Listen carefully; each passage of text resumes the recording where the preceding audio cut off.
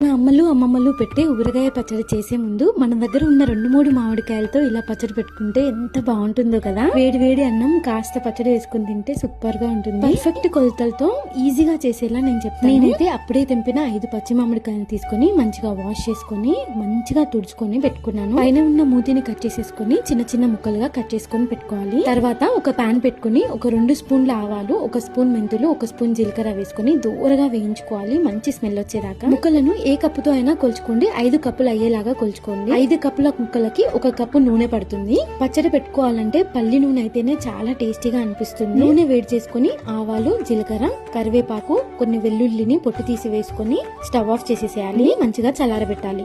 5 కప్పుల ముక్కలకి 1 కప్పు కారం, 1/4 కప్పు ఉప్పు పడుతుంది. 1/4 కప్పు ఆవాలు, మెంతులు, జీలకర్ర పొడి ఉంది కదా అది పడుతుంది. ఒక 15 వెల్లుల్లిని మిక్సీ పట్టుకుంటే ఇలా ముద్ద అవుతుంది. ఈ ముద్ద టేస్ట్ చాలా బాగుంటుంది. కొంచెం పసుపు, చల్లారబెట్టుకున్న నూనెను కూడా వేసుకుని ఉప్పు, కారం, నూనె అంతా ముక్కలకి మంచిగా పట్టించాలి. మీరు ఎన్ని మామిడికాయలైనా తీసుకోండి. 5 కప్పులు కోసుకుని దానికి కప్పు కారం, 1/4 కప్పు ఉప్పు, కప్పు నూనె అయితే పర్ఫెక్ట్ గా సరిపోతుంది. ముక్కలకు బాగా పట్టించి మూత పెట్టి ఒక నైట్ వదిలేసేయండి. ఎంత బాగా వచ్చిందో చూడండి. నూనె పై తినాలనిపిస్తుంది కదా. అయితే కామెంట్ చేయండి. వీడియో నచ్చితే ఖచ్చితంగా లైక్ చేయండి.